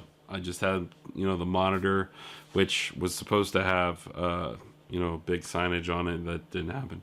And then controller, headphones, a couple business cards laid out, and that was it. And so it was like, is anyone gonna walk up? And so I started playing it, and I was like, hey, okay, so it's running, it's playing. I've been testing it all night, and it's solid, it's good. So I said, Brandon came over, and I'm like, dude, it's good to go. I'm gonna go run this errand real quick, which was to take all those GDEX shirts back because they sucked because the color didn't match. I'm sure you guys remember that fiasco. But anyway, I left. Well, right before I left, I looked over and it wasn't playing. It stopped playing, and so I tried tinkering with it for a little bit. Turned off screensaver, turned off power options, I turned off everything. That damn thing should have stayed up running. And I left. I took care of the deco thing, and I came back. And Brandon's like, people came by, man. People were like looking at it, but it wasn't running. I don't know. Did you stop it? And I was like, no. What the hell's going on? And then light bulb went off. It was one of the things I was trying to get working at the last minute last night, or that night prior, which was to have the video I made, which maybe I'll have a link over here, to play after the menu showed for after a few minutes. The video would play, and I could never get it to work. It doesn't like it when you try that. You can play movies at the beginning, but don't try to play them during the. So I don't know how cutscenes would work if you use something like live action or something that you couldn't do that. So I was just like, okay, what am I gonna do? And I said I won't use it, and I left it without thinking. And so it's like, oh, let me go in there, let me see if that's still in there. And it was. And the idea was after 3 minutes, it would play the movie. Well, there's no movie hooked up. It wasn't in the launcher mode. It was in editor mode. And so it would just stop playing the level after 3 minutes. Quickly took that out, and the problem was solved. And it wasn't long after that we had our first person come up, and Brandon had the right idea. He was like, man, let's take a picture of this. We'll have a picture of someone playing your game. And it was just like, didn't even like I was so focused on letting the players know that this is an art demo. This is for graphics only. We are literally looking to see if you like the look of the game, not how it plays. We're just letting you play in it. But yeah, that's all it's for. There's no gameplay hardly. So that was a little painful to watch and get responses to that. But yeah, so if I have the video footage, I'm gonna put it right up here of the first guy playing, and it was just, it went on that way for a while as time went on, and I continued to lose my voice. That people, most people got it. I will say that most people got it. They came up, they looked at the game, and they picked up the controller and understood, hey, we are looking to see if you like the way it looks. We put this together in about 3 weeks. Tell us if you like it. If you like it, if we get enough people that like it, we're going to continue development. And so, went on for hours, and but halfway through the show, I had a guy come by, and he was just like, he was in love with it, and I'm just like, man, that's awesome, but it was one guy, for 4 hours, we didn't get,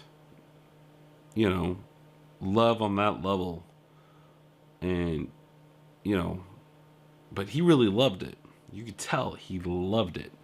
And I told more of the story that I had in mind, and more of where the game would go. Like, this is just the first chapter. Like, man, no, this is, you go 100 years into the future.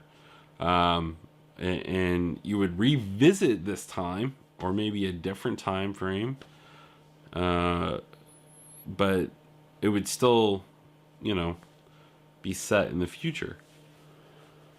And I said how much color played a factor in it, and in all the different characters, and how the main character, you would be able to, the end idea was you would be able to switch. So the first chapter is Jack getting to the tower, and Jack, being captured, and that ends the war.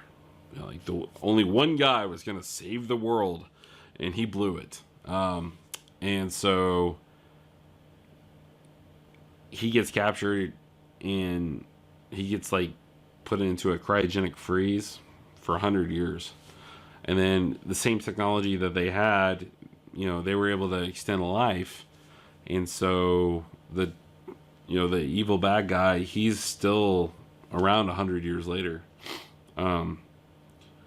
The descendants of Jack band together, and they're going to go rescue him. And they get him out of the freeze, and unfortunately there's going to be no way to cure Jack. He is going to die. But the idea is, can you do it? Can you save the world and restore it? Beat the tyrant before Jack dies. That's the goal. And but the person that rescues him is his granddaughter, his great granddaughter, probably great granddaughter. And I wanted a strong female character in the game, and so that's where she comes into play. And it's gonna be her and a group of guys. She leads the guys. She's gonna tell them, this is what we're doing, and she's in charge. So, that was important to me. See if I can get rid of this flare here. Man, this flare is killing me. There we go. And just to be this strong protagonist for the story. So anyway, I explained all this to him, and he just, he loved it. And it did. It made me feel great.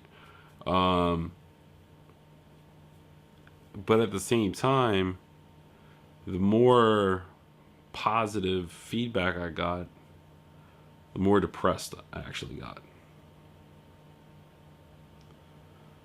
And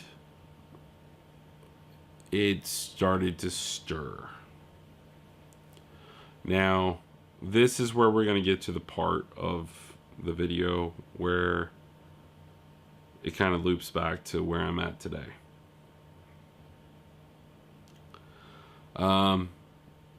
Over a year ago, a little over a year ago now, I was let go of a job that I had been doing for over 9 years.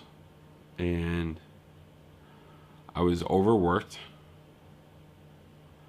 I had been doing 3 people's jobs. I was a site technician responsible for repairing laptops for 1,300 people who had laptops at the site. If there's something wrong with it, I had to repair it. I had to fix it. I had to replace it. I had to do it. Second job was if a phone went down on site, or if a new phone had to be put out or tied together, or voicemail issues or anything related to phones, I had to do it. And then I was the technical liaison to HP Enterprise, the same HP that you're thinking of, Hewlett Packard Enterprise. I was their liaison from our technical team. So when we found technical issues across the country, the guys at the different sites, the guys and ladies, had to report to me what the issue was. I'd have to create the report and send it up to HPE. And then I would work with HPE trying to come up with a resolution, which usually was globally.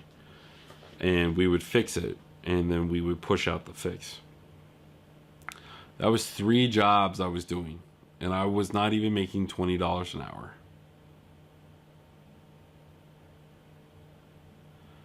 And I was let go because, one, they said performance. The day I was let go, I was supposed to get a wage increase.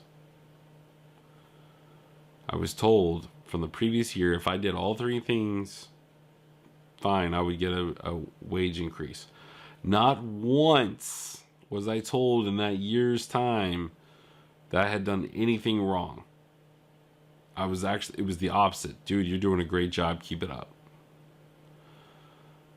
One day prior to that Thursday that this all went down, a customer had come down to the location where I was at and demanded that I do 4 tickets worth of work on 1 ticket.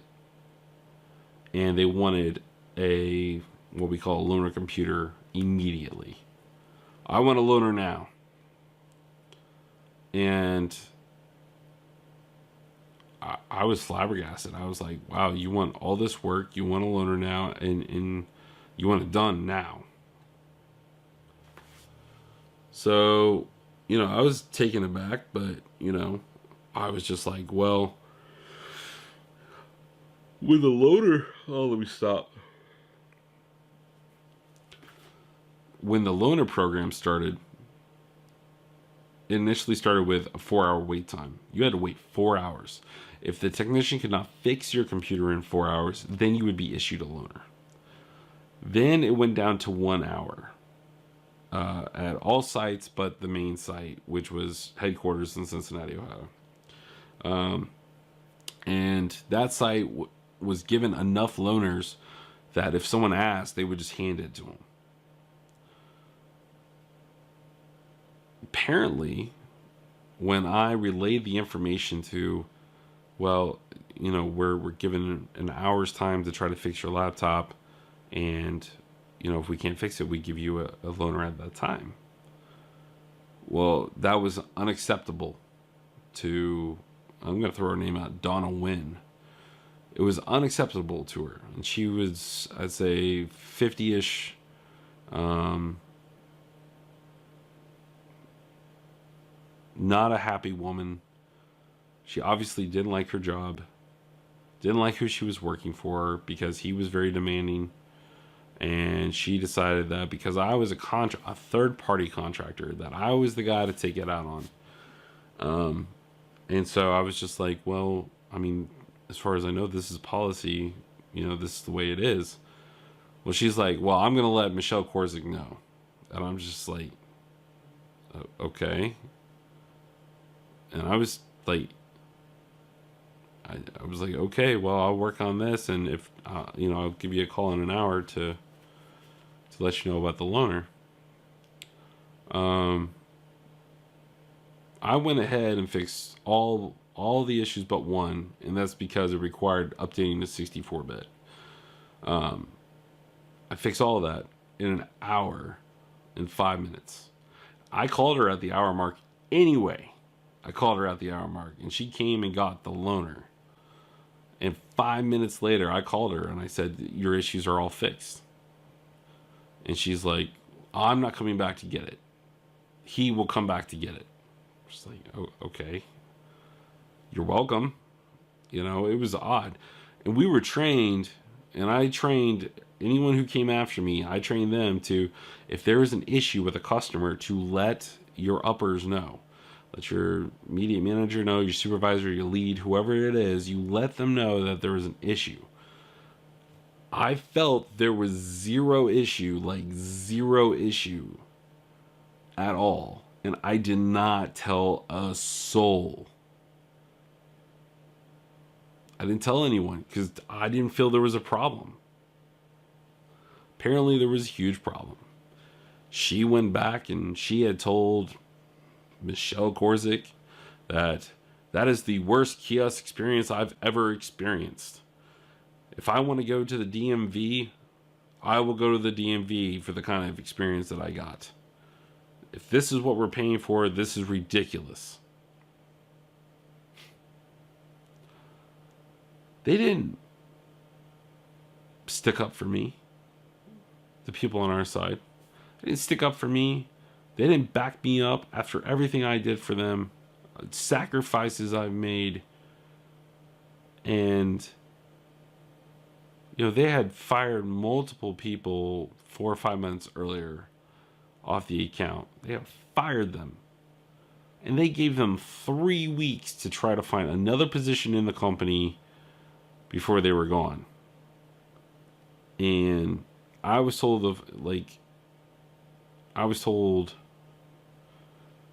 my supervisor came in the following morning and he said, dude, what happened last night? Or what happened yesterday? Because he's only there every couple of days.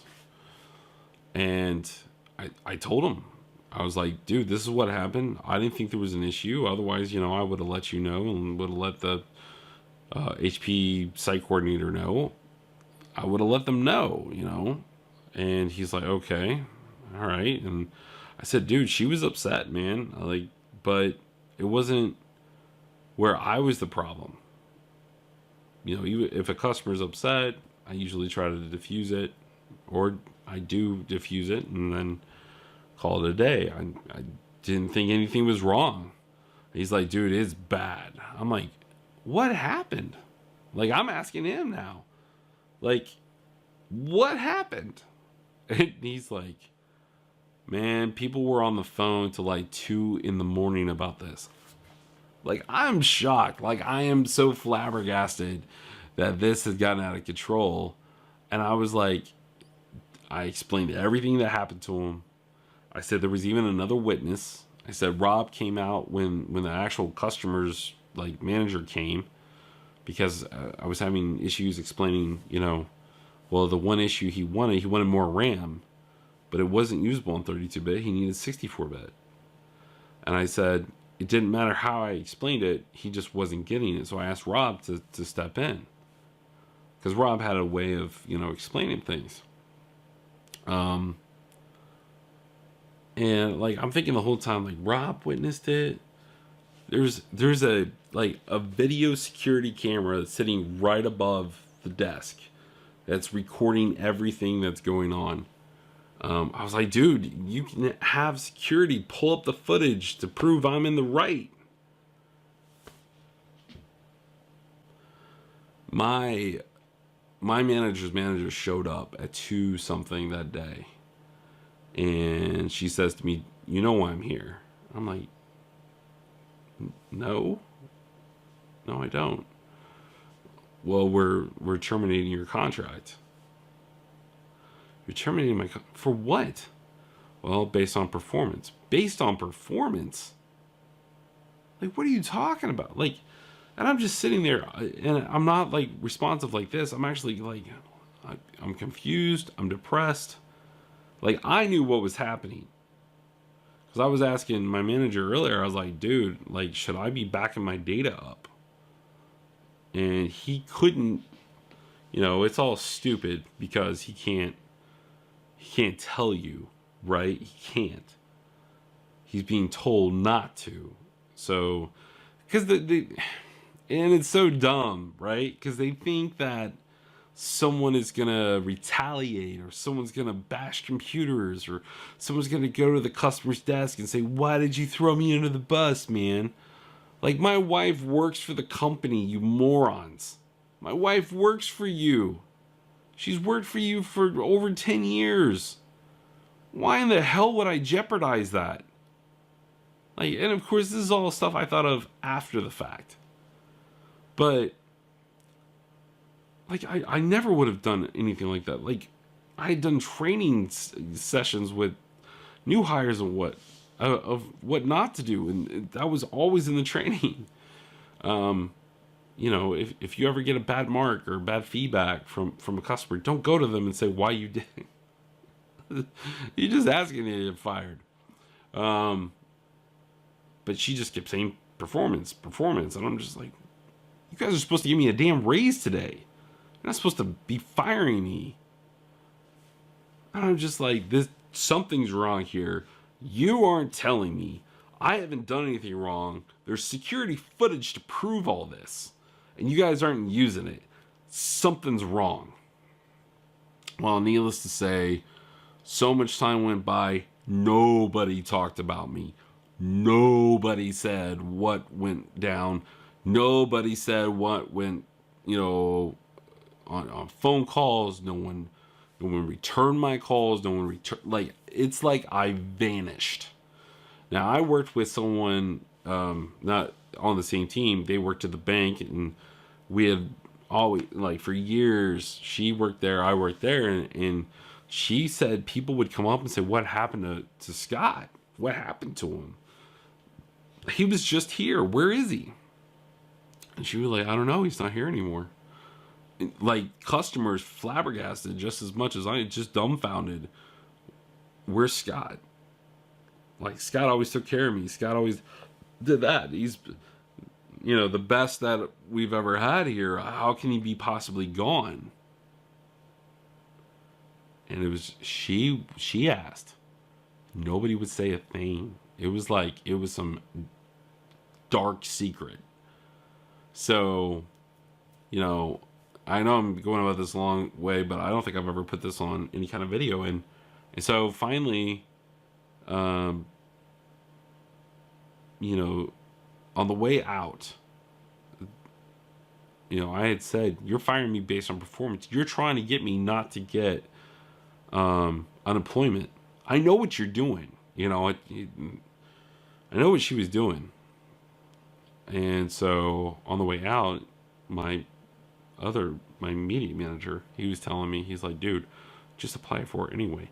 Even if they turn you down the first time, appeal it and state your reasons." Well, it was about 3 weeks. 3 weeks of the process of applying for unemployment. They granted it to me.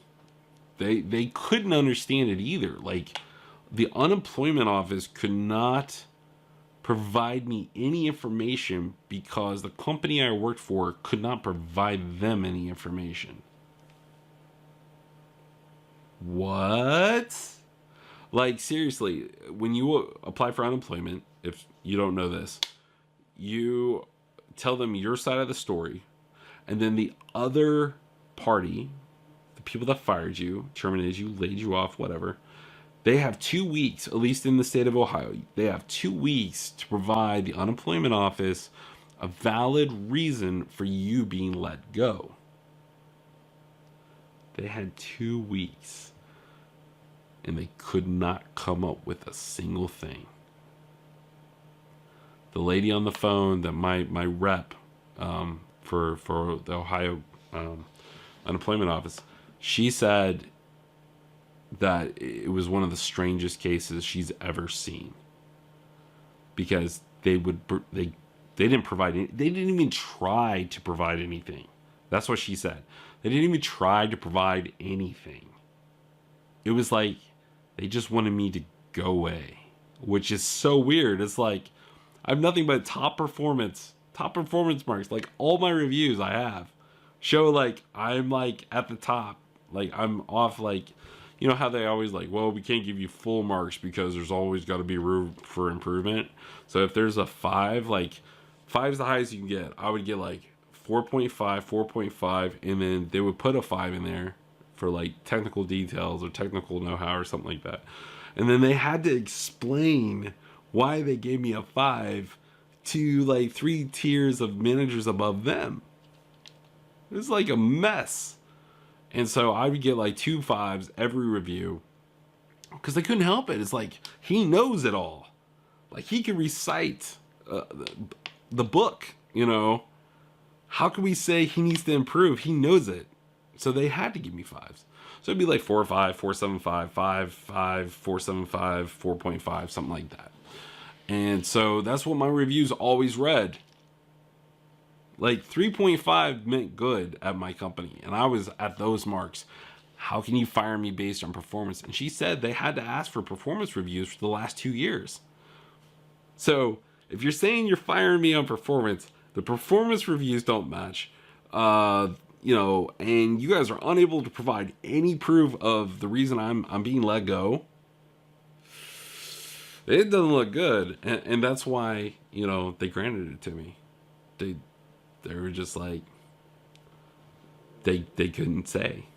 And I was just like, exactly. They won't tell me. They won't. It's just like, you're gone. No reason. You're gone. So that really depressed me. And I'm still depressed about it because I never got an answer. There's no end of the story there. It's just, you're gone. 10 years of my life practically gone. The only positive thing was I met my wife there. That's it.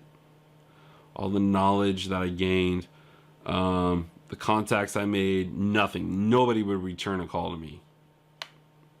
It was so weird. And I've yet to see a single person from there talk to me. No one.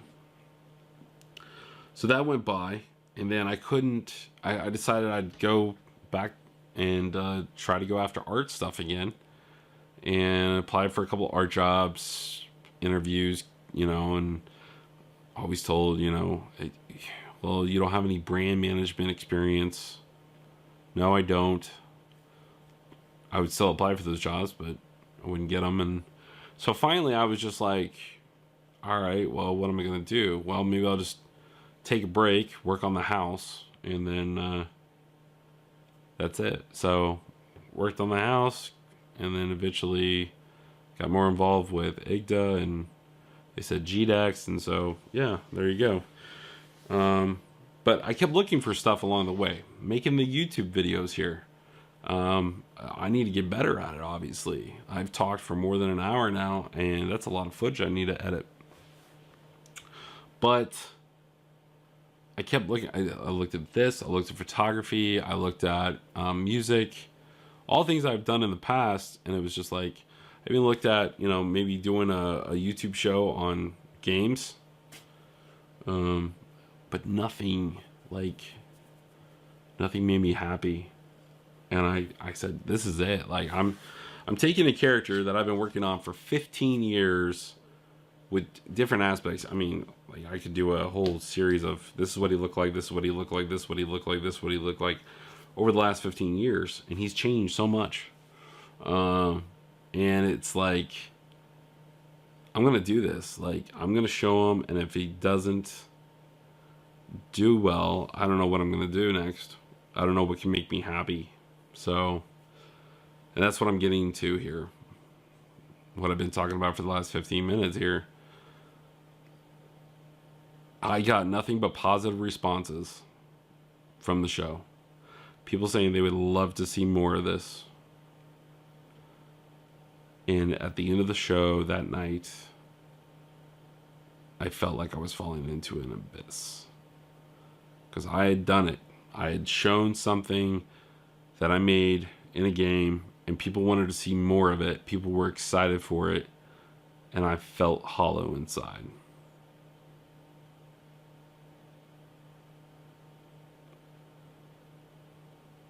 And I realized at that point in time that I was broken.